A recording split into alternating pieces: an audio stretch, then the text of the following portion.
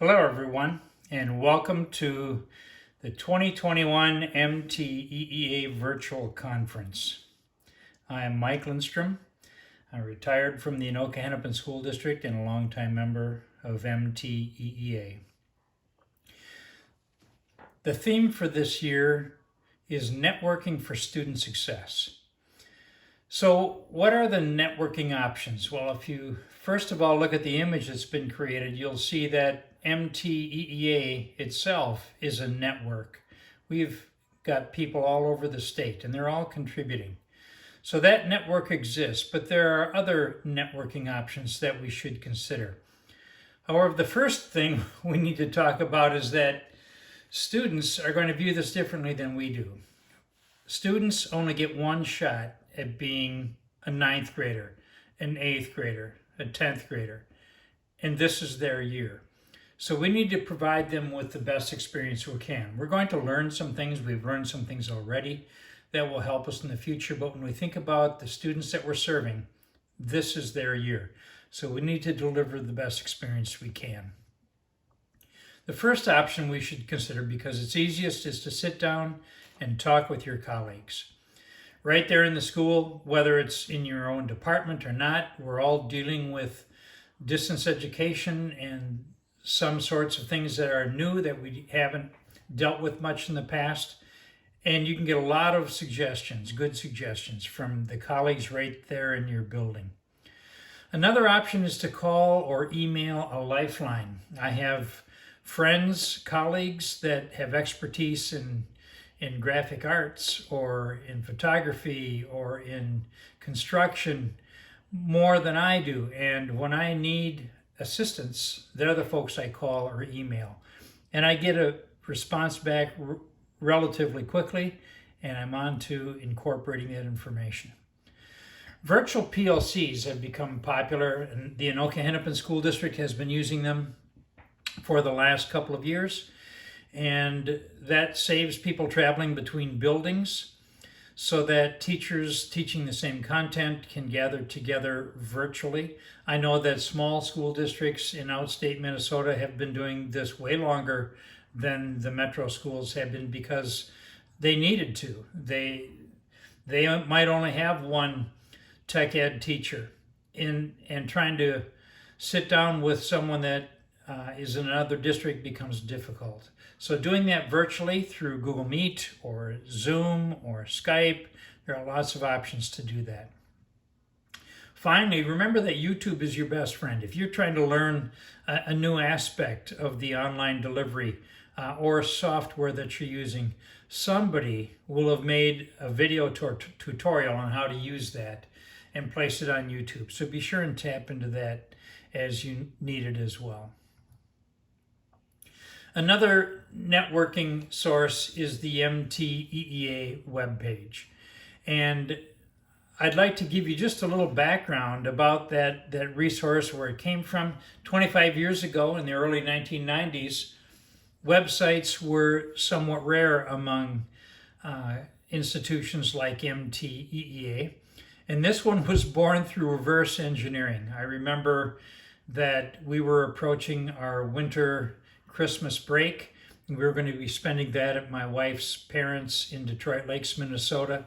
And it was about a 4-hour drive between Coon Rapids and their place up there in Detroit Lakes. And I thought, it would be great if MTEEA at the time could have a web page. So I didn't know anything about HTML programming, but I had had some basic and Fortran programming in my college days. So I started looking at websites, and in those days Netscape was the primary web browser that was used. And in Netscape, when you went in the menu over to File and down to the bottom of that list, there was an option called Source. And you could actually click on that and you could look at the HTML coding for the page that you were looking at. So before we made that trip to Detroit Lakes, I did some screen captures of pages and downloaded the source for each of those pages. And I talked Karen into driving, and as she was driving up, I was looking at the screenshots, trying to figure out what coding produced what aspects of that page. And I started building pages for MTEEA. By the time we got up there after 4 hours, I had a few pages built. Of course, I hadn't been able to try them. So I plugged in my MiFi and connected up the internet to my pages and launched them. And sure enough, they actually worked. They were a little crude. I had some extra characters or programming coding that was not really necessary, but that got cleaned up eventually. In 2000, MTEEA.net as a domain name was purchased, and Steve Ulrich took the site over, added a really professional look to the site, much more than I had done. And then Mark Gable took over and converted the site from what I would call a resource for an organization into a true organization of resources.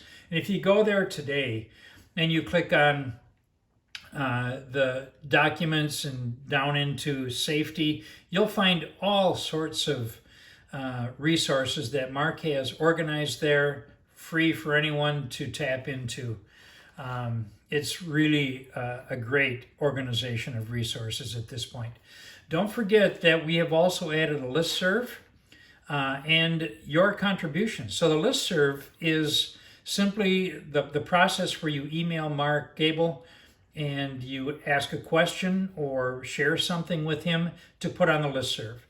He will put that out on the listserv, and you will start getting comments back from members around the state within the next few hours, I'm going to guess.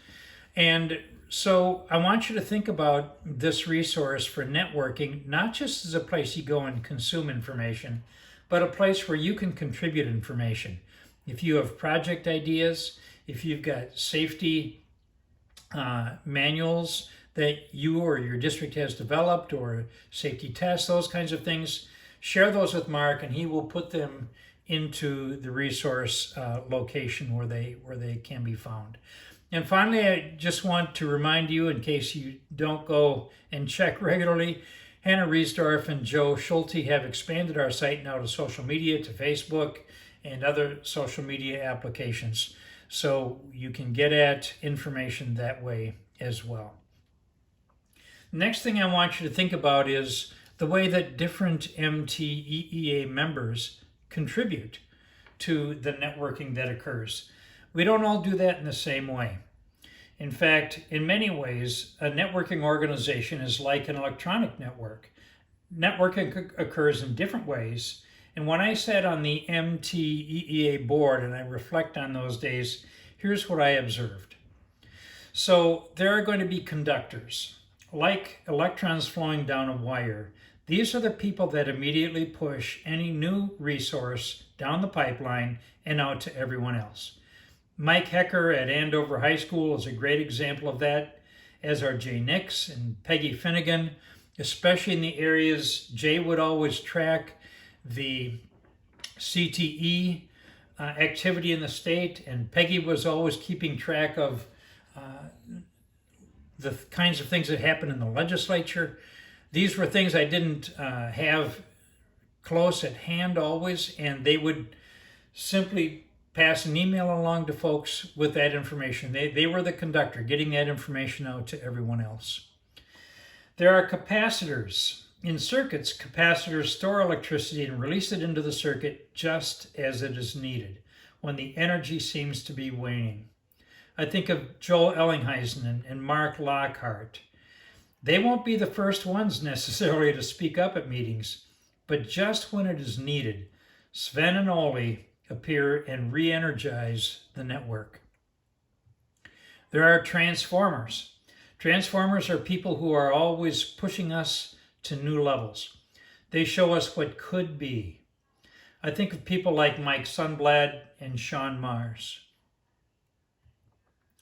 Then we have integrated circuits. The integrators seem to be the folks among us that can take all of those parts and integrate them together into a new whole. I think of Mike Sandell, Paul Keeney, and Kurt Helgeson as people that really do that aspect of networking well. And then Not to forget, we have resistors. Every circuit has and needs resistors. These are the people that slow us down when things seem to be getting out of control. They keep the network from crashing and burning. I am not going to mention any names in case someone may not take kindly to the title, but make no mistake, they are essential components of the network. Every component, every voice is needed in the network. Now, this has been an unprecedented year in many ways. The things that have happened at the Capitol, things that have happened with the pandemic, but certainly at the Capitol, after recent events, for example, Mexico has decided that they will pay for the wall after all. And by the way, Canada wants one too. But there is hope.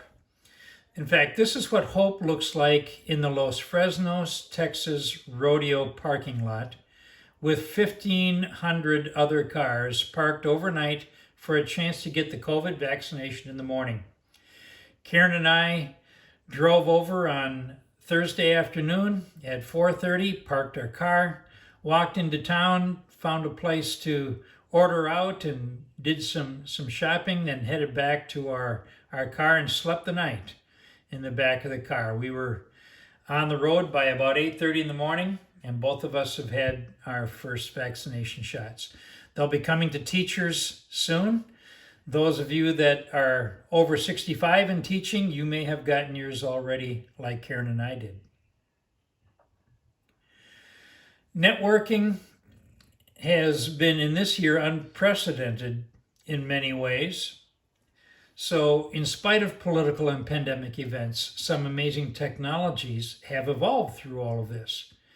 For example, what Amazon has done is absolutely amazing. I often order from them instead of exposing myself to whoever might be carrying COVID at the stores.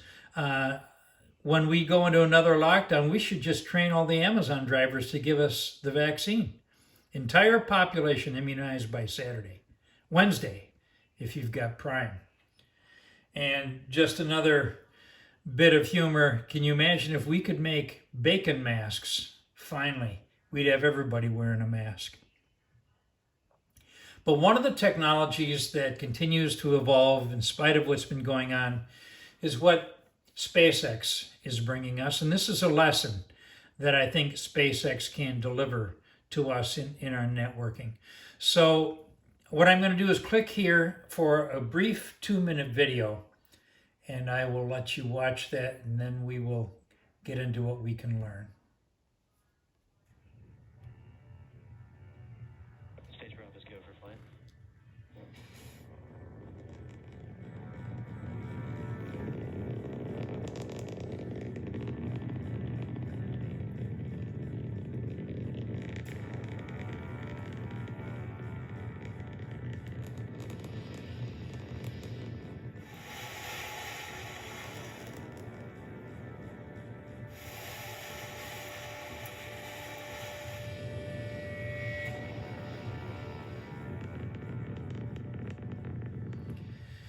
So SpaceX is located just south of South Padre Island, where Karen and I spend our winter. We ride our bicycles down there about 3 or 4 times a week to see what's going on. We can look across the waterway, and about 4.5 miles away we can see the rockets standing up ready for launch.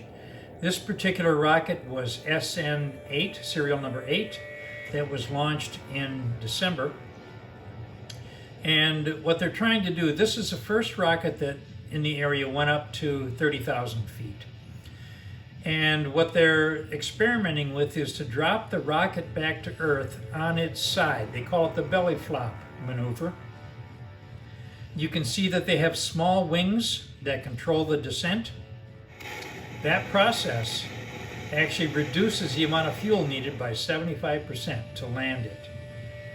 Then right at the end, they fire a couple of rockets up, and they flip to a vertical position again and put it down.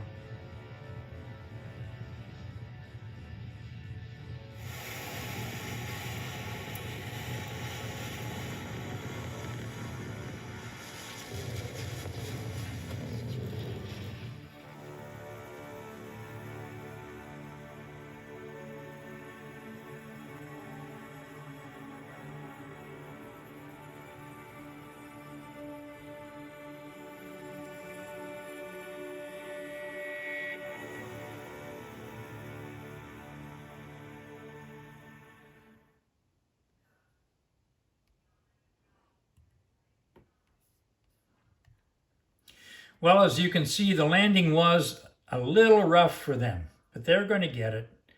They'll nail that landing before we know it. So how has this year been like SpaceX SN8? Well, first of all, we've reached new heights. We've gotten places with some of our technology use, especially the online approaches that we'd never been able to deliver previously. And we've mastered some new maneuvers. We've learned to do some things. I know that at Anoka High School, they developed kits to send home with all students so they could do the electronics classes from home. They had the meter, they had all the parts, everything they needed. These are new things that we've learned this year. Finally, we've learned how to flip things. In the world of education, you know that when we take what would have been a face-to-face demonstration and we place it in video and send it out to students, that's called a flipped classroom. And I think pretty much everybody has been doing that this year. To the untrained eye, it may have looked like things blew up, but the future will be better because of what we learned this year. Welcome to the first MTEEA Virtual Conference, and I hope your networking is a success.